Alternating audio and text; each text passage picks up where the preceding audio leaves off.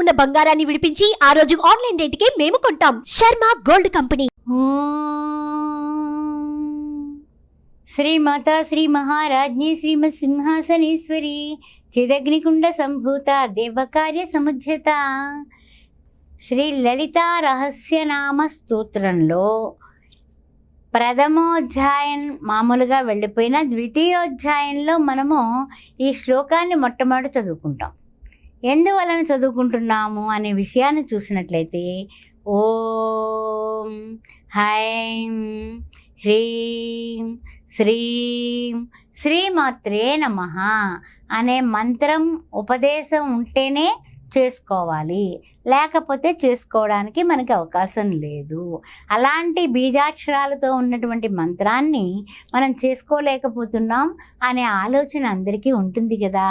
మననాత్రాయతే మంత్ర, మననం చేసేయగలిగే మంత్రశక్తికి చాలా చాలా బలం కలుగుతుంది సుమా అనే విషయాన్ని గుర్తుపెట్టుకుంటూ, శ్రీమాత అంటే అమ్మ, అమ్మల కన్నా అమ్మ ఆది పరాశక్తి, మూలపుట అమ్మవు నీవే, ఆది పెద్దమ్మవు నీవే, అమ్మా అని పిలిచేటటువంటి ఆ తల్లి శ్రీమాత.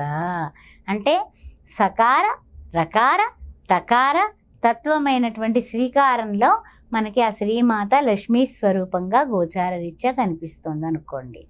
శ్రీమాత అమ్మా అమ్మా అని ఆర్తిగా పిలిచిన వాడికి అక్షయంబుగా కాశీ లోపల అన్నపూర్ణ భవానివై సాక్షి గణపతికి కన్న తల్లివి సద్గుణావతి సాంభవి. అమ్మ కరిగిపోతుందట, తెలిసిందా? అందువల్ల ఈ మనకి మంత్రాలు ఎవరు ఇవ్వలేదు, మనకు మంత్రాలు రావు, మన కష్టాలు తీరాలి, మన కోరికలు నెరవేర్చాలి అనుకునేటటువంటి ప్రతి ఒక్కళ్ళు కూడా ఈ 2 లైన్లు చదువుకోండి. మీ కోరికలు తప్పక తీరుతాయి. వివాహం కాని వారికి వివాహం అవుతుంది, ఉద్యోగం లేని వాళ్ళకి ఉద్యోగం వస్తుంది. అదేవిధంగా మీ యొక్క సంకల్పాలు నెరవేరుతాయి. పిల్లలు లేని వాళ్ళకి పిల్లలు పుడతారు.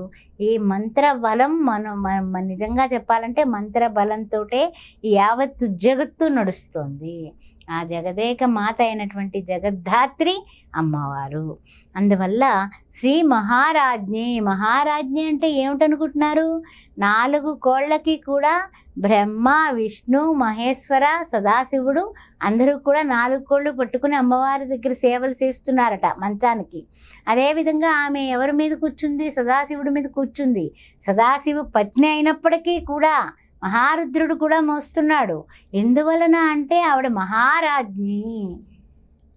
మూలకూటత్రయ కళేభర, ఈ మూలాలన్నింటికీ కూడా పంచకోశాంతర స్థిత, 5 కోశాలు కూడా ఆమె దగ్గరే ఉన్నాయి, మనోమయ కోసం, ఆనందమయ కోసం. అదేవిధంగా మనలో ఉండేటటువంటి షట్చక్రాలు కూడా ఆమె. అందువలన మననాత్రాయతే మంత్ర, అమ్మవారి నామాల్లో ముఖ్యమైనటువంటిది శ్రీమత్. మనకి ఫస్ట్ ఏమిటి? శ్రీమాత, శ్రీ మహారాజ్ఞి, అంత గొప్పది. సరే, బాగుంది. శ్రీమత్ సింహాసనేశ్వరి, ఆవిడ సింహాసనం మీద కూర్చొని ఉంది. ఆ సింహాసనం ఎలా ఉందయ్యా అంటే, ఆ సింహాసనం చూడటానికి మనకి 2 కళ్ళు సరిపోనటువంటి విధంగా ఉంది. ఆ సింహాసనం మీద కూర్చున్నటువంటి ఆది పరాశక్తి రూపము.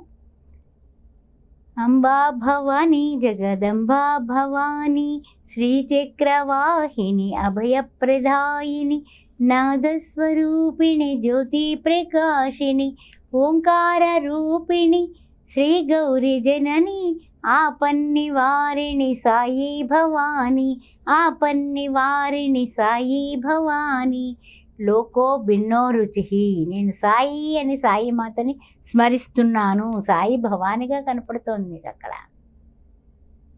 శివాని శివాత్మికగా నేను పూజిస్తున్నాను.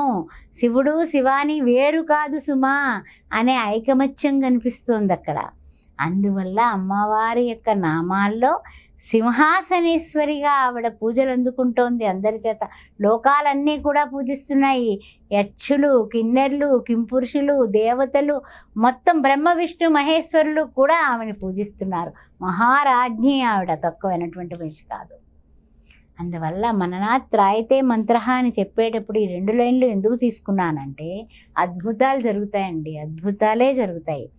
అకార ఉకార మకార తత్వం ఆదిగా అనాదిగా సనాతన ధర్మంలో భారతీయ సంస్కృతిలో ప్రణవ స్వరూపం నాంది. ప్రణవ స్వరూపంలోంచే ఒక శబ్దం వచ్చింది, శబ్దమయ్యి, ఆవిడ ఆనందమయ్యి, ఆవిడలో ఉండేటటువంటి ఆ యొక్క స్వరూపంలో ఉండేటటువంటి ఆనందం మనకెవరికి అనుభవించడానికి మాత్రం ఆవిడ ఆనందాన్ని మనం ఆకార రూపులుగా తీర్చిదిద్ది తన స్వరూపం నుంచి స్వస్వరూపాలుగా మనల్ని అందరినీ తీర్చిదిద్ది మనల్ని ఆనంద స్వరూపులుగా ఉండమంది. మనం ఏడుపు మొహాలతో ఉంటే ఏడుపు మొహమే దక్కుతుంది. మనం ఆనంద స్వరూపులుగా ఉందాము, అమ్మవారిలాగా మనం ఉందాము, అమ్మవారి రూపాలని మనం ఆవాహన చేసుకుందాము. అదే మననాత్ త్రాయతే మంత్ర. మంత్రబలం అంటే ఎక్కడి నుంచి వస్తుందండి? మనం ఆవిడలాగా ఆలోచించాలి, ఆవిడని పూజించాలి, ఆవిడని మాత్రమే స్మరించాలి. అలాంటి గుణాన్ని మీరు అలవర్చుకోండి. తర్వాత శ్రీమాతా శ్రీ మహారాజ్ఞి శ్రీమత్ సింహాసనేశ్వరి చిదగ్నికుండ సంభూత. జటాగ్నిలాగా బ్రహ్మాండమైనటువంటి మంటలు ప్రజ్వరిల్లుతున్నాయి. అలాంటి మంటల మీదతో చూసి ఉన్నటువంటి అగ్నితత్వంతో ఉన్నటువంటి క్రోధాంకుర జ్వాలలు అన్నింటినీ కూడా తీసివేసి అమృత తుల్యమైనటువంటి దేవకార్యాలు నీవు సిద్ధింపచేసినటువంటి ఓ మహారాజ్ఞి, నీకు మా చిన్న కార్యాన్ని మేము చేతులు జోడ్చి నేను ప్రార్థిస్తూ నీ పాదాలు పట్టుకుని అడుగుతున్నానమ్మా, నాకు ఈ అక్కర తీర్చమ్మా, అమ్మా తీర్చమ్మా అని మనం వాళ్ళకి వీళ్ళకి పనికిమాలిన ఫోన్లు చేసుకొని ఈ మాధ్యమాల ద్వారా వాట్సాప్లో మాట్లాడుకొని అచ్చేసి ఇచ్చేసి అది కాదు. మీరు అమ్మ దగ్గర కన్నీళ్లతో ప్రార్థించండి.